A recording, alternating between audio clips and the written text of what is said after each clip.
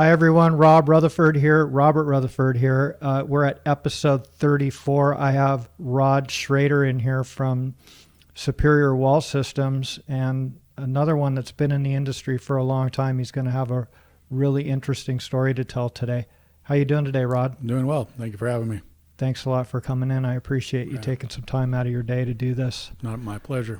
So we're kind of pre-post COVID on this, and everybody's been locked down, so we don't have to cover up on this episode. Well, yeah, it's been a wild time, that's for sure. Yeah, we got the 6-foot rule going now. So exactly. We're good to go. We're good to go. So, Rod, how many years have you been in the industry? I got in 1985.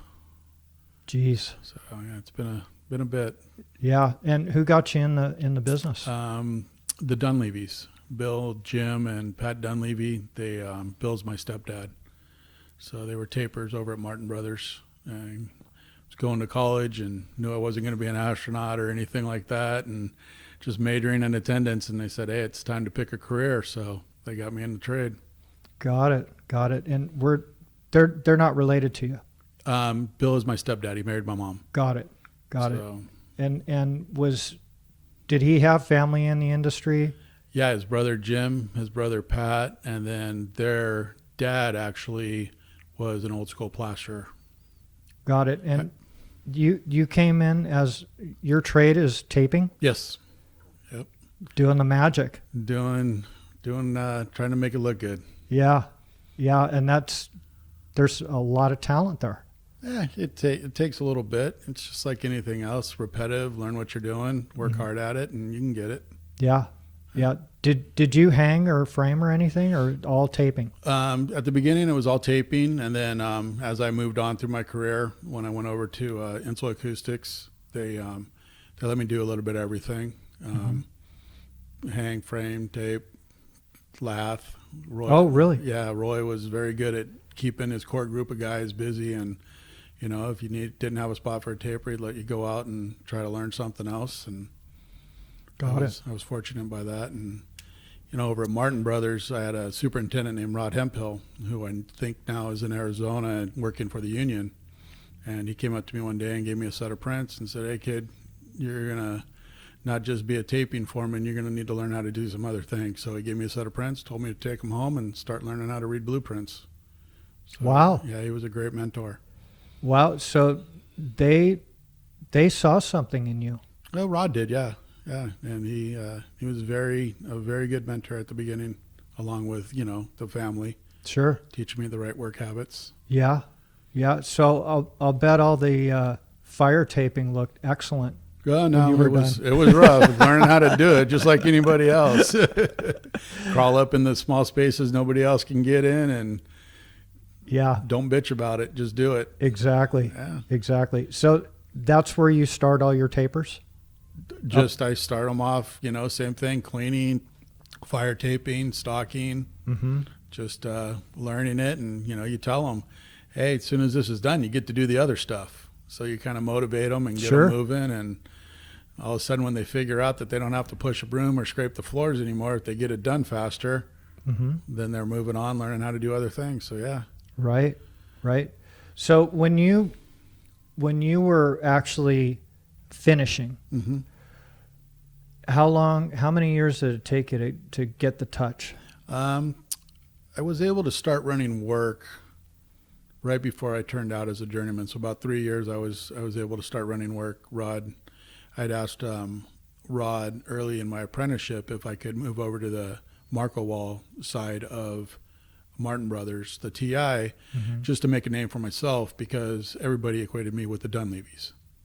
I was a Dunleavy. You're getting special privileges because you're a Dunleavy. So I went over and tried to make a name for myself over in there, and just learn from there. And Rod gave me a lot of opportunity to learn. And I'm not saying I had it down, but I was able to hold my own and start running work right as a journeyman. Good for you. So being related can be a bitch. Yeah, they, special privileges, and they think you're getting all these privileges when actually you're going home and getting chewed out for not doing something right or working hard enough, or instead of showing up a half hour early, you showed up 20 minutes early and they want to know why you were late. And there's always got the spotlight on you. So, Yeah. it was difficult. And then you're taking shit from the guys too. Oh yeah, that's the biggest thing. They go, oh, you get to do this, because I had one guy one time when I was up over at Playa Vista. It was the Hughes headquarters, my first job, and I had my uncle told me to go work with one of the guys running one of the tools, and the guy took the tool, put it in a bucket of water, and said, "You're on your own. I'm not going to teach you because I don't want you taking my job," and left. And so I was sitting there, and I had one of the tools, the angle box, in my hand, trying to figure it out, because he just dumped it in and said, "Out. I don't want you taking my job." He quit? No, he just went over and started working in a different area and didn't show me how to do anything. What a dick. Eh. But that's part of the gig. Yeah, you know what? You almost have to thank him, because I learned how to use it. Sure. It took me a couple hours, but right. I learned how to use the damn thing. Yeah. Did you have more mud on you than the wall at first? Oh yeah. Oh yeah. Yeah. It was a messy. It still is messy. Yeah. Yeah. The tools were in the game then, the bazooka and the everything. The boxes. It was just Ames though back then, because they still had their patent. Sure. So everybody was using Ames tools, the bazooka, the pumps, boxes, angle box. Back then, nobody really wanted to use a nail spotter yet. Mm-hmm. They just called it a waste of time. But yeah, they were back then, and that's what I learned on. Got it. So were you you were doing TI stuff in Marco Wall? Yeah. So when I first started over with Martin Brothers, it was the core. Mm-hmm. And then when I moved over to the Marco Wall side of it, I did tenant improvements, correct. Got it. So, offices, all 9 foot, Yeah, just I was like a bag lady. They had me go from job to job with my baker downtown LA, just going whatever job, and push my tools and everything over to the job. So yeah, right. I got fortunate over there. I learned a lot of the core. Mm-hmm. And then once got out of the core, learned how to do a lot of the TIs. Mm-hmm. So, I was pretty rounded in that aspect. Like I said, I had good mentors over there. Yeah. How many years were you at Martin Brothers? I got in 85, and I believe I left in 92. Okay. So you had a good run over there. Yeah. Just me and the superintendent at the time didn't kind of see eye to eye. Mm-hmm. And was fortunate and called Insel Acoustics up and was able to get on over there right away. What a trip. And now you're back with Tim. And now I'm full circle back with Tim O'Connor. Yeah. What a trip. Yeah, it was a strange world. Because he was a lifer over there. Oh yeah. Tim was. It was tough to leave there, but he'd been there a long time. His mom had worked there, Mm-hmm. so. Yeah, and stuff fell apart. Yeah, when Roy was getting ready to sell, I at that time my uncle Jim Dunleavy had moved into the union, and I asked him I'd heard rumors of who he was selling to, and I asked him, and he said they're bad news, and so just got fortunate and got a phone call from the superintendent over at Superior and said, hey, you interested? And I said, yeah, because I don't want to be down that company when it goes down. I didn't want to leave everybody over there. They'd become like a family, but Mm-hmm. was looking out for my family too. Sure. So you had some good timing. Yeah. No, I've been very fortunate in my career. The way stuff, just kind of stuff would fall apart, and there would be another opening for you. Yeah. No, I'm very fortunate and do understand that and do not take that for granted at all. Yeah. Did they send you into some of those wild jobs in Mexico or Hawaii or anything? No, I didn't do any of that. The most I did for Insel is I did a lot of the Borders books. So I went to Denver, actually Inglewood, Colorado, Santa Barbara, worked at the San Francisco International Airport, but none of the Hawaii or Mexico stuff now. Yeah, those were pretty wild stories. That's what I've heard. Yes. You know, Yeah. I wasn't part of it though. got it. Got Probably it. wouldn't still be married if I was, so it's a good thing. Yeah, well, I mean, that was pretty wild stuff. Insel going down in there and doing that work, and what happened with it. You know? Yeah, exactly. Yeah, no, Roy was willing to take chances. Yeah, he was definitely a risk taker. Yes. Going into these different regions. Very smart man, though. Yeah. I respect Roy. Utmost respect for Roy. Yeah. Is he still kicking? No, Roy passed. Oh, did he? Yeah. So Got it. He had a hell of a career. he did, and stories, and Yeah. racing the cars with his brother, and it was Yeah. a great time over there. So when you got over to Superior, you were running work for them? I was brought in as basically the wet trade superintendent, so plastering and taping. Oh, wow. Did a little bit of estimating at the beginning for them, a little project managing on any jobs I landed. Got it. So, Got it. And then they moved you into operations manager. well, no, actually, then Randy Mueller at the time was the general superintendent. He retired, and so they asked if I'd like to take over all of the field, and I did so. Wow. Yeah, so Ron's had a lot of trust in me and allowed me to pursue much higher opportunities. Mm-hmm. And so once we were doing, I started doing general superintendent and did that for a bunch of years. In fact, just brought in Mike Reeves to be my general superintendent last year. Mm-hmm. And so now started overseeing all the operations, and it's been a process of taking over little bits of pieces and little pieces and learning Mm-hmm. and growing. But we've got a great team over there now. Yes. Yes. You have some great talent over there. And so you've watched that company grow a lot. Oh yeah. Yeah. In fact, when I started there, I told my wife, just being the wet trades and a little bit of estimating, I said, I don't know what I'm going to do for 40 hours a week or 50 hours a week, let alone it was, we were smaller back then, Mm-hmm. and it's continued to grow. And same thing, Ron's like Roy, he loves to take chances Sure. and grow and get into all kinds of, we're TIs, we'll do small jobs, we'll do 60-story towers, and Mm-hmm. he's not afraid to take anything on, that's for sure. Well, he's confident because he has the team. Yeah. And like I said, we've really been able to build a great team over there. I'm really happy with everybody in there, and we like being around each other too, not just work. Oh, that's good. Yeah. So it's very fortunate. Yeah. That makes life enjoyable. Yeah. It's not like you're going to work, you hate it. You can get up and you're like, okay, I'm going to work. It's a good thing. Sure. You're not dreading going to work. Yeah. Yeah. And you're seeing, because he is on the cutting edge. Yeah. That company is, they're in a sense like Martin Brothers, where they're looking at all this new technology and different ways how to do stuff and willing to take the chances on it. Yeah. He does not shy away from any work. That is for sure. And he is willing to take on anything and everything. Mm-hmm. And you guys take a look at what is being put in front of you. Yeah. Yes. And then he's listening, because you may say, you know what, dude, I don't know about this. Yeah, he values and takes all of our opinions and makes decisions where it's obviously we're doing very well right now, and it's Mm-hmm. benefited the company, and we have to be grateful that he is willing to take chances and not sit on his hands. Sure. Now, the panel operation, are you involved in any of that stuff?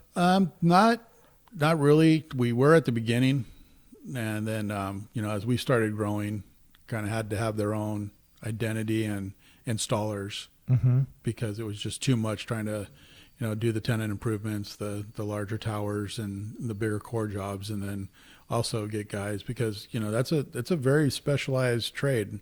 Yeah. Installing those panels. Now we did do Montecedro, which was a monster job in Pasadena, assisted living. Mm-hmm. And we did that, and we did all right, and it was great to learn. Very valuable information. I was there quite a bit trying to learn, and we'd brought some people in from Chicago to teach us, because they, Midwest, they've been doing that forever, Mm-hmm. the panelizing. And Sure. they helped us get along and start moving forward, and it was a great experience. That was the first one, right? It wasn't the first one. It was a larger scale. The first job we did was actually over by Disneyland, Spring Hill Suites. Oh, okay. Got it. And then we installed a few of the vacation rentals out at Desert Willow. Mm-hmm. Then we did Montecedro, and then after that, where we were struggling to really keep that, because you have to keep those. Once those guys learn that, you have to keep on doing that. Sure. But they were my really good guys, or the superiors really good guys. So now you're taking away from the other thing that got us there. Mm-hmm.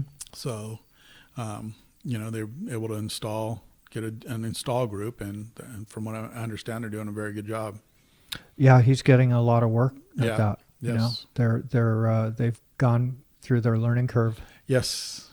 I went through that with them. Yeah. So it was great. It's again, great experience, and wouldn't give it up for anything. And there's jobs that we're looking at that doing another, some other bigger jobs with them, Mm-hmm.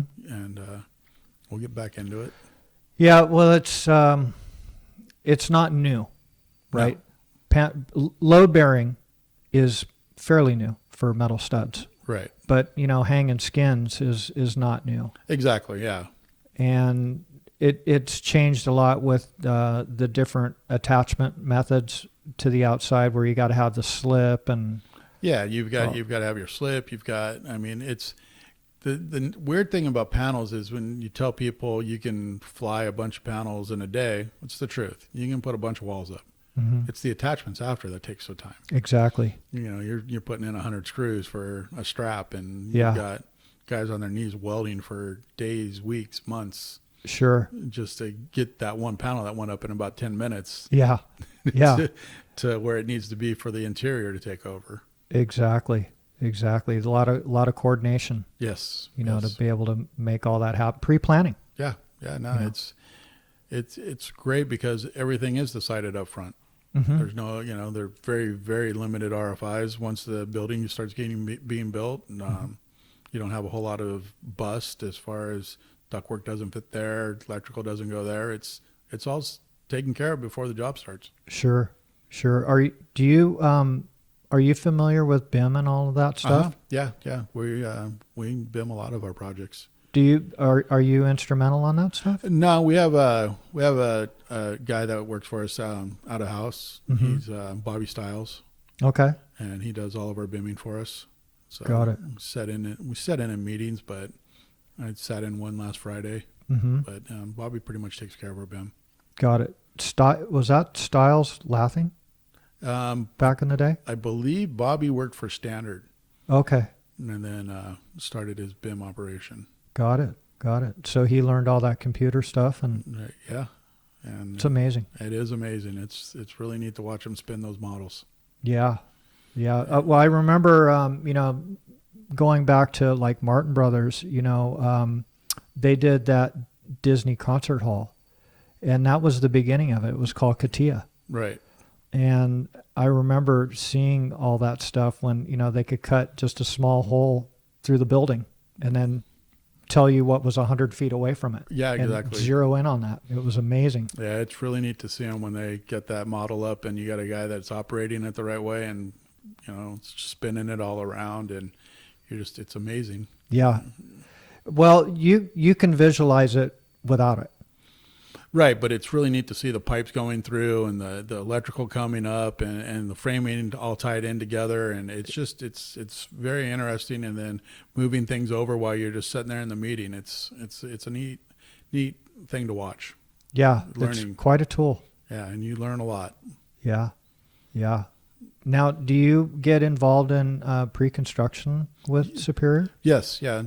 Tim's our pre-construction guy, and he said Tim and I sat down quite a bit and talk about what's coming up and pre-construction and what can we do and value engineering and trying to really have a strong hold when we do go to scope meetings and know what's going on. And once a project's landed, what can we do? What was discussed before the job was landed? What can we do after the job's landed before it actually hits the foreman's hands and we're on site? Got it. Yeah. So you guys are kicking stuff off of each other. Yes. Yeah. you know, to make Yeah, it happen. Like I said, we've really got a good team over there where, you know, people aren't afraid to go into a conference room. Well, pre-COVID, weren't afraid to go in a conference room and just throw some ideas out and talk about how we can do things. And, you know, can we improve on the schedule? Can we show the contractor, hey, we can beat your schedule this way. We can help coordinate and get you farther ahead. And it's because if you can hit it and you're organized and you can get on a job, then you're going to make money, right? So Sure. there's no egos. We all sit down and talk and really bounce things off of each other and think what we have at the time, a good idea of, and plan and execution of how to attack a job. That's awesome. Yeah. Well, and again, like you all get along very well too. So Yes. that really helps out a lot. Yeah, I've known Tim for over 20 years. Kevin Hendricks is over there. He heads up the TI division and been together with Kevin for over 15 years now. So, you know, we've been You're seasoned. the core group of people in there, you know, we've all known each other and get along and know what's going on and able to move forward and be productive. Sure. So when you started with Ron, was he in the small building over? No, he'd moved over to Orangethorpe by then. Okay, got it. When I started with Ron. Got it. Yeah, he had a hell of a story, man. Yeah, he did. Yeah, that was a very interesting one He you really guys had. He's the guy came up from nothing. He came up for nothing and still he's just a ton of energy. And like I said earlier, he wants to go bigger, better, whatever. Let's take it on, guys. Let's show them who we are. That's good. Yeah, That's great. good. Now, so you're in charge of all the hiring for all trades Yeah, I have for the most part. I have a hand in hiring and the field and scheduling and all that in the field. Yes. Mm-hmm. What do you think about this new labor coming into the game? I was saying that the video games are in construction, and I believe it. And that starts from the top to where, you know, it's computers and they're not really drawing it out. The kids, the guys that come into the field, a lot of them, they played video games. Mm-hmm. They don't know what going out and riding your bike for 8 hours a day and chasing and doing all that stuff and being out and working hard and getting stuff. They don't understand it. And, you know, I don't know what the success rate is for, you know, apprentices, but it's much lower. I can guarantee it's much lower than it used to be. Sure. You got in the industry, you were in there and you knew that was your career and it was hard work and you were going to do it. Or you were going to end up getting, you know, 10, 14 W-2s a year because you couldn't hold a job. Sure. You know, so you learned and you understood. But the kids nowadays, you know, a lot of them end up living at home for a long time. They're not used to the hard work. And I just have guys that'll call me and say, hey, Rod, thanks for the opportunity, man. The same for me. And it happens more and more as I get older, you know. Yeah. At the beginning, it happened every once in a while. I get it. It's not for everybody. It's Sure. really not. Mm-hmm. But now it's like, wow, I gotta show up at 5:30 in the morning and work really hard and then go home and do it again. This ain't for me. Yeah, it's not for everybody. Right. It's difficult. It's very difficult. On the other side of the coin, like when you were in the game, you were bringing your own water, right? And you didn't even have a place to wash your hands. No, you washed your hands in a bucket of water. You Right. went by and you stuck your hands in a bucket of water and wiped them down and moved on. Yeah. Yeah, brought your own water. If you were thirsty, you had to bring your own water. And let's be honest, safety wasn't the same. No, it wasn't. Then get out there and do it. Well, how? We'll figure it out. It's got to be done. Exactly. Okay. All right. We'll try this.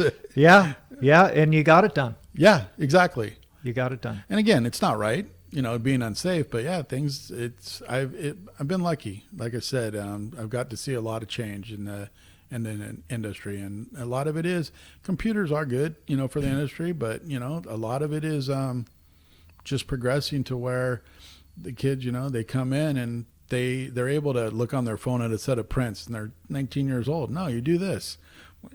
I don't know what the heck I'm doing. Yeah. We had landlines. We didn't have beepers when I got in. Exactly. You had a walkie-talkie. Yeah. just for the guy on the job. Exactly. Had a walkie-talkie, and then they went to beepers, and then those Nextel beep phones, the leashes. Yeah. Yeah, but kids nowadays, they just, my grandson, he freaking, I was visiting with them in Arizona, and he's pulling up the Apple TV going, hey, I'm going to watch this. Okay, Pops. And I'm like, oh, what the heck are you doing? Yeah. Yeah, it's computers, they're coming a long ways, and the kids, they're way farther advanced than we ever were. Sure. But, you know, that hard work thing, you got to really keep driving into the guys. Yes. You know, if you love your children, you'll teach them how to work. Yes. Because if you know how to work, you're always going to have a job. Exactly. Yeah, you still work ethic into your kids. You Mm-hmm. know, don't show up on time, show up early. Sure. You know, work hard. Yeah. It's just, it's values that you can carry, like you said, you can carry on for the rest of your life. Yeah. Well, you know, it's all about survival, right? Right. So if you're a hard worker, you're usually willing to learn too. Yes. You know, so you're always going to be employed because those guys are hard to find. Yes. They're Yeah. getting harder to find, right? Exactly. Yeah. It's getting tougher to, you know, well, I only lose $100 if I miss Friday, you know, and they'll take a 3-day weekend, and, you know, they're flat tire or grandma's sick or whatever. And, you know, I've had to explain to guys, you may be a great worker when you're here, but if you're only here 4 days a week, I'll take the guy that's here 5 days a week and here early and is willing to work all day. Sure. You know, I don't care if you're better mechanic than him. Mm-hmm. I'll take the guy that's willing to work all day, every day, Mm-hmm. over a guy that just, I don't need to be there 5 days a week. And then he does, what they don't understand is that they're hurting their foreman, they're hurting the job. Yeah. Well, you're depending on them. Yeah, exactly. You got to get this stuff done. Yeah, and they just don't get it sometimes. Mm-hmm. Yeah. I don't know. When they're in their 20s, they're not as serious as when they get up near 30.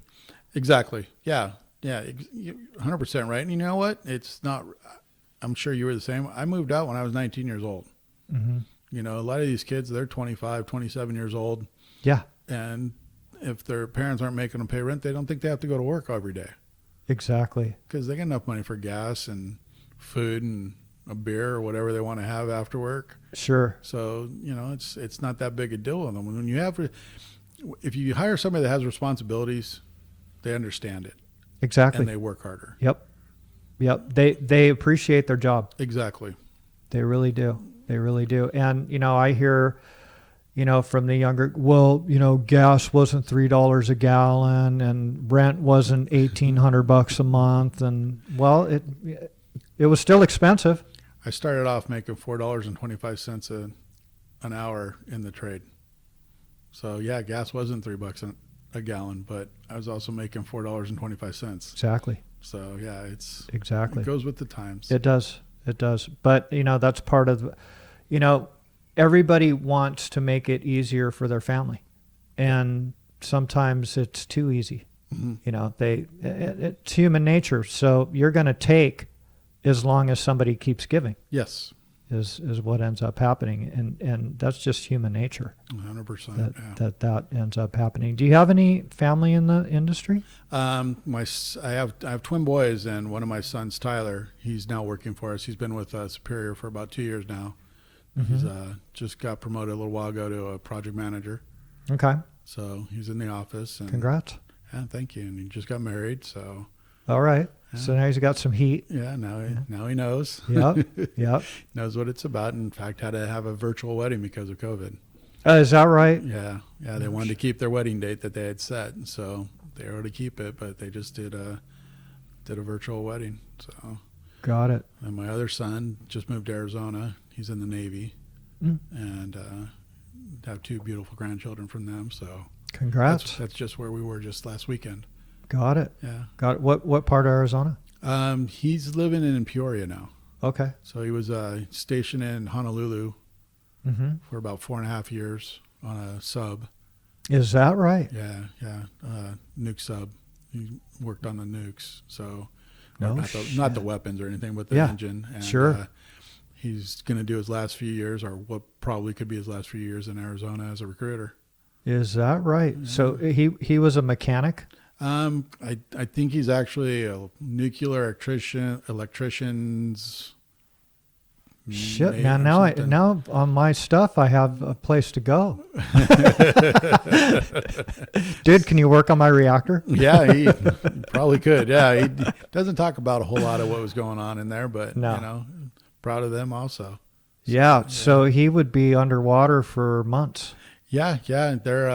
Their boat was dry docked for a bit, getting some upgrades and things. So Hmm. he didn't have to do a whole lot of out to sea. Okay. But yeah, they a lot of those guys. There's a few of the classes that they spend months Yeah. and months out underwater. Nobody really knows where they're at either. Yeah, exactly. That's amazing. Yeah, it's pretty neat. And That I've got is. to go on a couple of the South Carolina, went on the museum sub that they have out there and stuff. And Hmm. he goes, "No, Dad, they're much bigger than this now." Because I'm like in there going, Yeah. "I Right. don't fit." Yeah. How these guys do? And I think that's a World War II sub. And Got it. So that was a diesel. yeah, and to think of those guys being down there, sleep, their bunks were on top of the torpedoes. Unbelievable. Yeah, it's just crazy that those guys were able to do that. Did he choose to be on a sub? Yeah, That's what he wanted to do. it's what he wanted to do. Yeah, he ran the gauntlet going to college and wanted to be in orthopedic surgery because of his shoulders. That he had a great surgeon work on his shoulder, tore his labrum and a bunch of stuff in there, and wanted to do that. Then changed his mind. Then he wanted to be a mechanical engineer and changed his mind. Then he was going to be a police officer. And one day he came home and goes, "Hey, I just joined the Navy." Is that right? I go, "Really?" And he goes, "Yeah, are you mad?" And I go, "No, at least I know where you're going to be for the next 6 years." Hmm. And then it's turned into 10 years now. So, Is that right? yeah, he picked a sub. That's amazing. Yeah, it's pretty neat. Yeah. And so was he ever deployed? No, he never really had to go out. Got it. And in Hawaii for 4 years? Yeah, both my grandchildren were born in Hawaii. Nice. They know the beach. Yeah. Yeah. Yeah, they love the beach. So it's a little different for them in Arizona. Yeah, they're a long way from the beach. Yeah. For sure. Dad, it's hot. Yeah, it's hot here. Yeah. Yeah. So he's going to basically make the Navy into a career. He's not quite sure yet. He's signed up for 10 all the way. Hmm. And then, kind of same thing, family. What's best for his family. Sure. He'll make that decision. I think he has 3 years left. Make that decision when it's time. Got it. Yeah. Got it. That's weird that they would have like naval stuff in Arizona. Well, he's recruiting now. Got it. So, he's getting other kids to follow in his footsteps and join the Navy and Hmm. serve the country. And Yeah, it's also needed. for sure. Yeah, For sure it is. Yeah. Thank him for me I will. for Thank you. his service. Yeah, thank you. And you said that you were going to college. Yeah, I went, thought I was going to be a football player. And I really didn't like school. So went to school for about a semester and a half. And my parents said, "Yeah, you're just majoring in attendance. Let's make a career out of it. Let's give you a career." And it Yeah. was the right choice. I was. Sure. I didn't like school. Yeah. I knew first day walking on a practice field, I wasn't going anywhere, Hmm. and really didn't have any real interest in anything. So it was the right move, and thankful that they pushed me that direction. Sure. And your stepdad was obviously in construction for his career. Mm-hmm. So when you were a kid, was he taking you to some of these jobs? And Yeah. Now, I met Bill and my mom met when I was 12 years old. And so didn't really have a whole grasp of what he did. Mhm. And then I was about 16 years old. They took me out to a job and they messed with me like you do all apprentices, and Sure. gave me a box of mud, dumped it into a bucket, didn't thin it down or anything, gave me a 12-inch box and said, push it on the wall for the next 8 hours, not telling me you're supposed to thin it up so it's easier. Sure. So when I was done, I was 16, and I said, I'm not going to do this for the rest of my life, so I'm out. They took them a couple of years before they even told me that they were pranking me, and didn't tell me to loosen the mud up or anything because they wanted me to concentrate on school Yeah. and get my education. And, I made it through high school and thought I wanted to go to college, and just wasn't for me. Yeah. Well, you that part of the industry, any of these trades in the construction industry you can make a great living. You can. And, you know, my son Tyler, who's in the trade now, is, he's going to be 30 this month, and I didn't let him get in until he was 28. I said, no, you have to explore your options. Mm-hmm. It's difficult work, and it's not guaranteed. Nope. And, you know, and finally he came to me and goes, this is what I want, Dad. Mm-hmm. You've made a decent living at this. You and Mom are happy. I want this. And I gave him a list of things he had to do before he got in, and he did them all. Mm-hmm. And I said, okay, I'm getting you in the door. But after that, Yeah. you're on your own. I don't know you. Yeah. You show up on time. You work extra hours. You take care of your task. And I don't want to hear about it. I don't want to hear it's hard. Manage your projects. Yes. And, you know, because Dad's not going to be in this forever. Mm-hmm. And I can't take care of you. So you're going to have to learn it. And I told him, you got 2 years to learn. Mm-hmm. After that, if you don't know, that's on you then. Exactly. You know, we're going to give you all the backup you can. But after 2 years, if you don't know what you're doing, that's on you. Sure. And, you know, I'm proud to say he's done very well. Good. That's awesome. Yeah. Nice to hear that. Yeah. And the thing is at 28, your frontal lobe is working. Yeah, exactly. Exactly. You've got your priorities straight, or should by then. Right. Yeah. And if not, then who knows where the hell you're going to go. Exactly. So from there. He understands it's a career, Mm-hmm. and has made the right decisions to make it his career. Is he on site? He goes on site. He's doing a lot of our, you know, starting off as a newer project manager, project engineer. Adam partnered with some core jobs, kind of like how I learned, Mm-hmm. but on the office side. And then once it was time, I told him, here's a bunch of TIs. You know, Mm-hmm. one time I think he had 25 TIs that he was running. Is that right? Either starting, middle, closing out, finishing. Wow. And I said, hey, came home and said, Dad, that's tough. I'm You like, filled the plate up, yeah. man. He goes, Dad, this is tough. I go, yeah, get used to it. Yeah. We keep getting work. Yeah. So we can keep feeding Exactly. the families. He's learning fast, and, you know, the guys are giving him respect, but they're not giving respect as a Schrader. They're giving respect if he learns what he's doing and he knows and he's able to help them out. Like Mm-hmm. you said, manage. Yeah. And he's learning. So, you know, proud of him too. Well, that's I'm not sure in our industry how these project managers are managing their projects, but I know that in general contracting, a lot of them really don't know how to manage. No, and it's because they've never had job site conditions. Mm-hmm. You know, they learned what they were taught. Yeah. And they go out and try to tell you what their teacher told you. You should be able to hang that drywall in 22 seconds because his college teacher told them that. That's the average. Yeah, you know, it's, you know, and it's just, no, it doesn't. Shit, you guys you dominate. Yeah, exactly. You know, and it's just not that way. You know, I took a kid out on a golf course. We had my first job that I got to project manage when, fortunately, Roy Tonks and Tim had some confidence in me and said, hey, you want to project manage? And I said, sure. Well, it was City of Hope Hospital, multi-million-dollar hospital, Oshpod.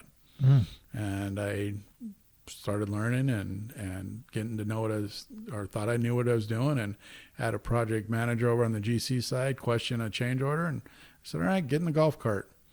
I drove them to the stockpile of the material, then drove them to the job, then walked them up the stairs, and then showed them the area, then took them back down, then took them back to the stockyard, then took them back to my office. I said, how long did that take? He goes, about 30 minutes. I said, exactly, and we don't have any material there yet. So that's how long it takes. It doesn't take 22 seconds because your college professor told you that. Taught him a lesson. He goes, okay, I get it. Yeah. So That was a nice way to do that. yeah, it's just like, hey, it's not what they tell you, man. It's job site conditions. They're all different. Yeah. Yeah. You know, I was talking to a guy, you know, San Francisco rates or production rates and wage rates are way different Oh, yes. than down here. Yeah, I spent 8.5 months up there. Yeah, they're way different. Oh, you were running some stuff up there? Yeah, the international airport. Okay, yeah, for Insel. but that was a while ago. But Oh, yeah. still, it's always been more expensive to live up there. This guy's telling me, they do a lot of hospitals. 15 feet a day per man is what they bid their jobs at. Yeah, That's amazing, dude. they're very strong. You cannot whatsoever go to a guy and go, "You need to go faster" in Frisco. He will call his union on you. Is that right? Yeah, or this was back when I was there. Sure. Or you can't tell them, "Hey, this looks like crap." Wow. Quantity or quality, you cannot say anything, or they will call and file a grievance against you. Is that Well, right? again, back when I was there. So Well, it's probably worse now. yeah. So I don't know, but yeah, it was difficult. And then a guy from out of town trying to get guys that are in town to understand and work hard for you. Mm-hmm. Yeah, that wasn't a fun one. Yeah. So you lived up there. I a flew while. up every Monday, Mm-hmm. and I flew back every Friday. Got it. Yeah, it was funny. We used to fly back every Friday after work, like 3:00 or whatever, land in Ontario and go home. And then we were there for a bit, and then we were getting on standby and leaving like at 2:00, 1:30. And then towards the end there, we were rolling up at 11 and saying, "Get me out of here, man. We got enough." Yeah. So Yeah. it was tough, but it was, again, another experience I don't regret and I will treasure forever. It was different. Yeah. Well, you're open-minded for new stuff. It's how you grow. Sure. And learning experiences, they're never bad. Mm-hmm. You know, may not have a good experience, but you learn from it. Absolutely. So Absolutely. yeah, Yeah. I had no problems just trying different things. Mm-hmm. Good for you. Yeah. Good for you. That's part of the way how you moved up the ladder. Yeah, like I said, I've been very fortunate. You know, I had Rod over at Martin Brothers, Tim and Roy over at Insel, and Ron Hudson had the faith in me to let me grow, like I said. So Mm-hmm. I've been very fortunate in the industry. I do not take it for granted, that is for sure. Good for you. So, no desire to retire? No, my wife actually has 8 more years before she can retire. And Mhm. so we're just kind of playing it by ear. I love it. I love the guys in the field. I've been with them for a long time. Mhm. You know, some guys are from Insel. Mm. That came over with me, Got or it. came with me after Insel kind of closed their doors. Mm-hmm. The guys at Superior have gotten to know and been around for 15 years over there, and their kids are now working for us. So I really love the field and the guys, and like I've mentioned, the office staff, and it's a family. So Sure. yeah, I have no desire to hang them up right now. I mean, yeah, would I like to spend more time with my grandkids? Yeah, my wife and I are talking about maybe getting a little vacation place out there, but Mm-hmm. I still love it and it's still fun. So yeah, Good for no you. desire. That's awesome.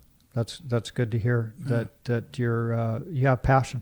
Yeah, and like I said, I love learning new stuff, and Mm-hmm. and seeing the guys grow.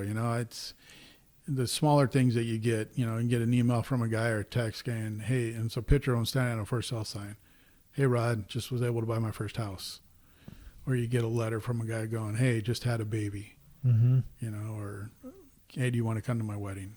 The little things, Sure. and it's really neat. And like I said, I really respect the guys and treat them as family and think of them as family. So Yeah. Good. yeah, Yeah. I'm having fun still. The guys at Superior speak very highly of you. They think you're just they wouldn't be where they are without you. That's mutual. I mean, we all work together and Mm-hmm. make a successful company. Yeah.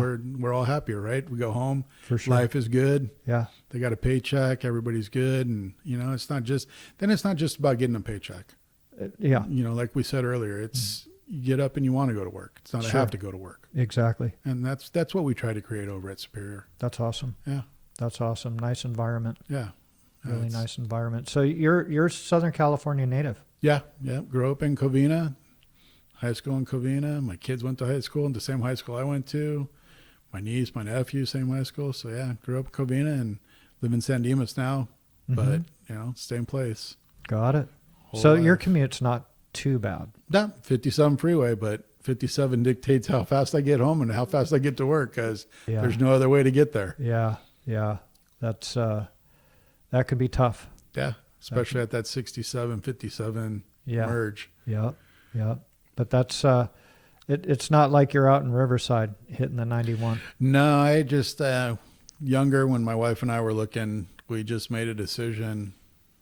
It's not worth having a big giant house and driving, working for 8 and driving for 5 or 6. Sure. Just wasn't worth it to us. Yeah. So, Yeah. yeah, we stayed local. Is she a Southern California native as well? Yeah, she grew up in Orange County. Got it. Yeah, Got it. Congrats. Oh, thank you. You've been married for a while? 30 years. So, good Journeyman. run. Yeah. Had a good run. You know, I tell guys when they're getting married, guys in the field or in the office getting married, and I said, okay, don't do this, this, this, and this. And they're like, yeah, right, Rod. And I go, look, man, I've done it. If you can do something wrong, I've done it during my marriage. And so don't do it. I'm telling you, don't do this. And they'll come back and go, yeah, I didn't listen to you. And I'm like, oh, man, Yeah. what's wrong with you guys? Yeah. Well, you can lead a horse to water. Yeah. You know? It's like I like to bet the guys when they're having their first baby. I'll go, I'll bet you a drink or a lunch that you cry. Oh, I'm not crying. Okay. You want to bet? Yeah. All right.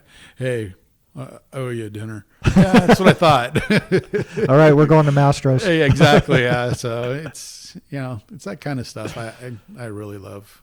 Yeah. Yeah. So what are your hobbies, man? I like to golf. Like golfing? I do like golfing. Not necessarily good at it, but as I've explained to my wife, it's the one place I can go and I can turn work off.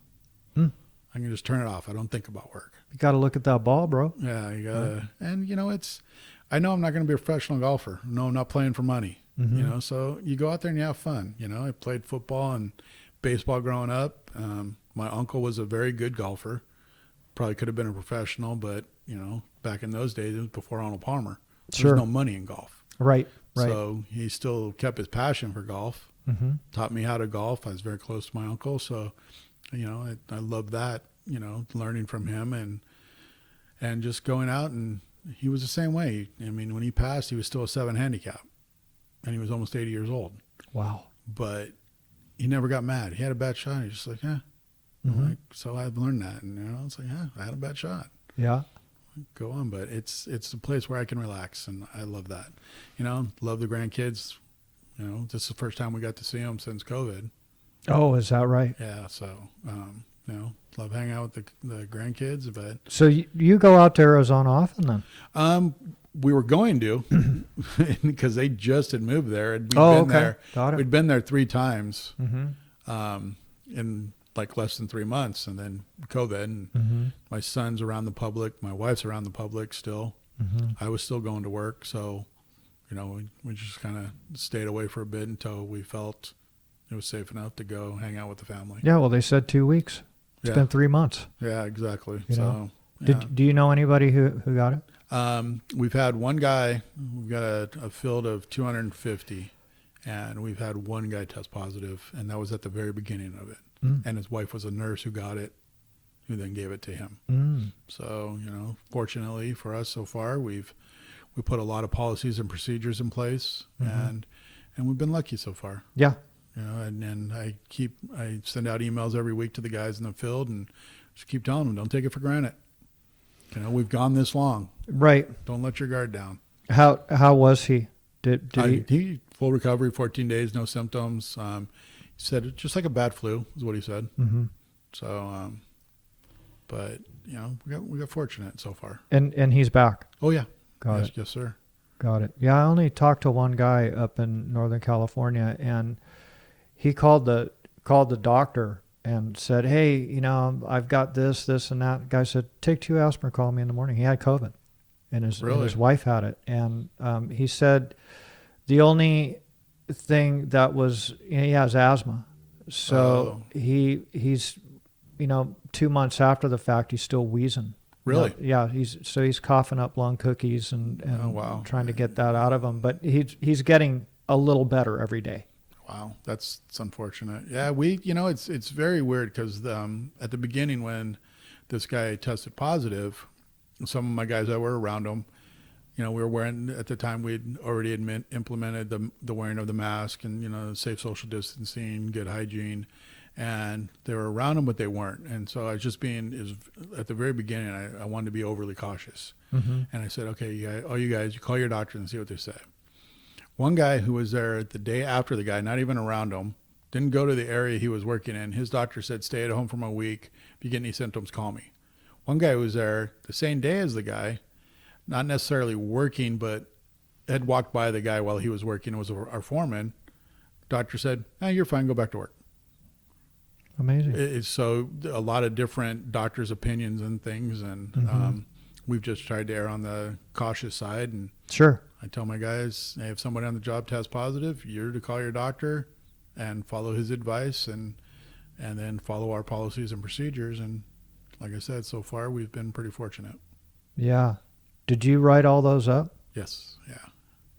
Man, that was tough. Yeah, it was a lot of reading, a lot of stress. I will not kid you. I put myself through a lot of stress trying to, because like I said earlier, it's family. So you're trying to keep them safe. Yeah. And I just, like I said, I was probably overbearing on some of the stuff I did, but I was looking out for everybody. Yeah, you were being cautious. Yeah. So. How about his wife? Did she recover okay? Yeah. Everything's cool? Wife was good. Went back to work. He was good. Again, since it was the beginning, they weren't retesting because it wasn't part of the CDC and WHO and California and LA County to retest. They just said stay at home 14 days and go back. That's one of the things. I said, well, I don't care what your doctor says, you're retesting. Sure. And so finally he was able to get a doctor to retest him. He tested negative and was able to come back to work. Got it. But yeah, so. Did any of your jobs get shut down? We had one at Disneyland that completely shut down. Yeah, they shut that whole place. Yeah, they shut Disneyland down, exactly. So we had one at Disneyland that completely shut down. We've had some others that weren't started, that pushed, that are starting to pick back up now, and Got it. they just slipped on the job sheet. But Disneyland was pretty much the only one that just shut its doors. Now, we've had some other jobs where guys tested positive and we shut down. One job shut down for the 14 days and told everybody to stay at home, don't go to other jobs. And we've had other projects where they shut down for a day and sterilized the work area and the restrooms and everything and gone back. But only the one that completely shut down. Got it. So, Yeah. So we've been lucky here in Southern California with, because Northern California, they shut jobs down. Yeah, no, they shut everything down. Yeah. We've got some friends still up there. And Yeah. yeah, it's, it's different everywhere. It is. Las Vegas, they wanted to open everything up a week after they closed it. Exactly. Arizona, I was just there. There's places in Arizona, it's like the Wild Wild West. They're in there having we drove by, we're going to Home Depot, of course, and drove by a sports bar, grill, and packed. Outside line, people getting inside, no social distancing, no face coverings, nothing. It's just like the Wild Wild West. And as we were leaving, I read an article that the restaurants are voluntarily closing now because it's still not gone. And their employees are getting it now. And so, it's nobody knows. No. And I'd rather err on the safe side than. Sure. Yeah. Well, you need your guys. And like you said, they're part of your family. Well, and they're going home to their family. Exactly. And their family's staying at home, or, if their family has to stay at home, they're going home to them. And it's just the trickle, each person. It's not just an isolated incident. And again, we don't know enough about it, I don't think. No, it's kind of a trip because COVID isn't new. Right. It's been around, everybody's got it. Every animal has it. Right. And so in the beginning, it was kind of like this panic attack where this is this new virus that nobody's known about. And until everybody reads the Clorox bottles. Right. Yeah. So that's not the case. Right. And it's just uncharted territory. And it's highly contagious. Yeah, and like I said, we've gone this far. Why let your guard down now? Sure. I mean, ease up. I like, that we're easing up on it and taking baby steps, but it's still not, it's not 2019. Right. Now, I'm talking to a lot of guys, and they're still bidding shitloads of work. Yes. The plans are still coming in. Yes. That's awesome to hear. Yeah, we had a little bit of slowdown, it looked like, on tenant improvement side. On the general contractors that we bid to. Right. Had like just a small little, let's pump the brakes, but it's starting to come back really, really strong now. And, the towers and the big core jobs, they didn't skip a beat. That's awesome. Yeah, it's The population is growing, man. Yeah, So, people want to come to America and, start businesses and buy houses. And it's impressive. I know you've been around a long time also. I've never seen it like this busy. no, We've gone through some booms, but yeah, not like this. yeah. No, this is, the other thing is too, is, from the 2008, shit crashed so hard, and it was like we were stuck in second gear, for, 5 years, 4 to 5 years, stuff was starting to turn around, but it wasn't like, there wasn't any growth. Exactly. you Yeah. know? And then all of a sudden, man, the afterburners came on. Yeah. And it's no slowing down right now that I can see. And then we've got to get ready for the Olympics. Yep. So that's good to hear that the plans are still coming in for you guys too. Yeah. No, I was talking with one of the gentlemen from the union yesterday, and he was just saying, he goes, man, we're still having trouble getting guys to companies. So it sounds like everybody's doing really well, and that's good. That is good. And do you do any mentoring for any of the apprentices or anything like that at the union? No, I don't. I really haven't been involved like I would like to be in the union. More so. But they've got. I know. A lot of our guys go over to Vegas and do the foreman training and do that, and I encourage that. But yeah, going down to the unions now, I don't. Just haven't had a chance to. Got it. Yeah, you got your hands full. Yeah, just a little bit. But it's fun. Like I said, I wouldn't trade it in. Yeah. I really appreciate you coming in here to tell your story, Rod. I appreciate you having me. Thank you. This is to not necessarily for the older guys. This is to inspire these young guys. Yeah, it's you got to keep. It's the legacy. You want it to keep going. When I do retire from Superior, the guys that we brought in and we trained, I want them to continue to carry it on and just construction as a whole. It's something to be proud of. It really is. I know people look down on construction. We're essential, bro. Yeah, I know. But don't start till 8. Ooh, your stuff smells. Ooh, it's too loud. But construction's important, and it's a neat trade. It is. Not everybody can do it. So yeah, I want people to learn and carry on and be able to grow. Yeah. Well, what's badass about it is you can touch it. Yeah. When you're done, you can stand. You can physically touch it, and you can stand back and go, "Wow, that wasn't there." Yeah, and driving around, the guys can be driving around in L.A., Orange County, wherever we work. Go, hey, I was part of that building. Yeah. It's going to be there probably your whole life. Exactly. It's like the 60 story. We're going to do a 60 story downtown. Guys that work on that, they're going to be able to take their kids and go, see that building? Wow, Dad, that's so tall. Yeah, Dad did that. And that's pride. Yeah, for sure. Yeah, so it's really, construction's a really good thing that a lot of people don't see it that way, but for us to do and take pride in it, we do a lot of great things. For sure. The younger guys, they're starting to push trades more than they were, as far as you have to have a degree. Right. Because it's not for everybody, and a lot of those markets are saturated, with programmers and so forth. Yeah, who doesn't want to work in IT, right? Exactly. Just not everybody can. Exactly. And it's a saturated market. So, the cream is going to come to the top. And so it's very competitive, and you can really make a great living being in the trades. Yeah, that's what I tell guys when they come in. Hey, you have a chance in 3 years, 4 years to providing for your family, doing very well. If you get to a point where you don't want your wife to work, you're going to be able to do that if you continue. Yep. We talk to the guys about that all the time. That's awesome. And take pride in what you do. Yep. Yeah. I really appreciate you coming in here and telling your story, and people are watching these. Well, appreciate it. Thank you very much. And you have a good rest of your day, Rod. Hey, you too. Take care. All right, thanks. Thank you.